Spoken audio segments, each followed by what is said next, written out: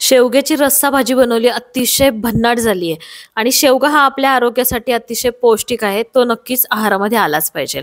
तर आजची ही भाजी जी आहे ती बनवायला अतिशय सोपी आहे. टेस्टला तर अतिशय भन्नाट आहे. भाकरीसोबत मस्त गरम-गरम भातासोबत सर्व्ह करायची. शेवगाच्या इथे 4-5 शेंगा घेतल्यात. त्या थोड्याशा कट केल्या की आपण खाऊन बघायच्या. कडू असल्या तर त्या टाकून द्यायच्या, कारण त्यामुळे भाजी खराब होते. आणि शेवग्याची सालं काढून घेतली आपण पाण्यामध्ये, ती 2 मिनिटासाठी ठेवूया. मसाल्याची तयारी करताना आलं घेतलं इथे, लसणाच्या कुड्या मी इथे 8 ते 10 घेतल्यात, मध्यम आकाराचे 2 कांदे घेतलेत आणि थोडंसं ओलं खोबरं मी इथं वापरतेय. धने घेतलेत 2 चमचे, 1 चमचा जिरं, काळी मिरी 5 ते 6 वापरतेय आणि तीळ जे असतात पांढरे तीळ ते 2 चमचे घेतेय.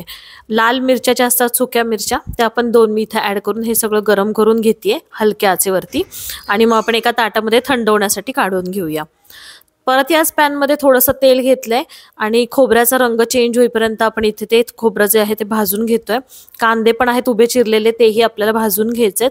छान रंग चेंज झाला की यावरती आलं आणि लसूण काढून घेतेय, ते पण व्यवस्थित भाजून घ्यायचे. सगळा मसाला आपल्याला इथं बनवून घ्यायचा म्हणून थोडासा थंड होऊ देतेय. साहित्य सगळं आपण इथं मिक्सरच्या जारमध्ये काढून घेऊया. थोडंसं पाणी घालायचं आणि थोडी कोथिंबीर इथं मी वापरते. कोथिंबीर जास्त घालायची नाही आणि आपल्याला मस्त अशी पेस्ट बनवून घ्यायची आहे. एकदम फाईन पेस्ट इथं बनवायची, म्हणजे ती भाजी जी आहे ती दिसायलाही सुरेख दिसते आणि ग्रेव्ही खूप छान होते. कढईमध्ये थोडंसं तेल घेऊन शेवग्याच्या शेंगा काढून घेतल्यात, थोडंसं मीठ घेतलं आणि या शेंगा ज्या आहेत त्या आपण अगदी 2 ते 4 मिनिटासाठी परतून घेऊया. परतून झाल्यानंतर बाजूला काढून ठेवतोय. परत थोडंसं तेल मी ॲड करते आणि मग यामध्ये जिरं मोहरीची चांगली आपल्याला फोडणी द्यायची. मध्यम आचेवरती इथं मी गॅस ठेवलाय. हिंग आपण घालून घेतोय, कढीपत्त्याची पानं घालायची आहेत, माझ्याकडे नाहीये म्हणून मी नाही घातली. काश्मीरी मिर्च 1 चमचा घातला आणि नंतर मग पेस्ट जी आहे किंवा मसाला जो आहे तो पूर्ण आपण इथं काढून घेऊया. मस्त 3 ते 4 मिनिटासाठी चांगला परतून घ्यायचा आहे. यामध्ये थोडंसं पाणी घालायचं, नाही तर हा जो मसाला आहे तो करपायची शक्यता असते. थोडंसं पाणी घालून परत एकदा छान असं परतून घेतलंय. हळद घातलेली आहे, लाल तिखट घरचं वापरते, कांदा लसूण मसाला, गोडा मसाला आणि मीठ घालून हे व्यवस्थित आपण परतून घेतोय. छान मसाले सगळे व्यवस्थित परतल्यानंतर यामध्ये गरम पाण्याचा वापर करायचा आहे.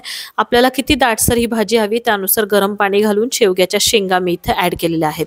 वरतून बारीक चिरलेली कोथिंबीर घालायची. मस्त इथं 2-3 अशा दणदणून उकळ्या आणायच्यात, म्हणजे तो जो शेवगा आहे तो आपल्याला इथे शिजवून घ्यायचा आहे.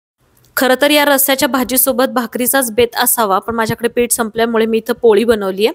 पोळी भाजी काही तुम्हाला बनवायचं ते बनवून घ्यायचं. इथे 2-3 उकळी आल्यानंतर गॅस बंद केला होता. शेवगा जो आहे तो शिजला आहे, मस्त तर्रीवाली आपली भाजी तयार झाली आहे. चॅनलला सबस्क्राईब करा, लाईक करा, शेअर करा.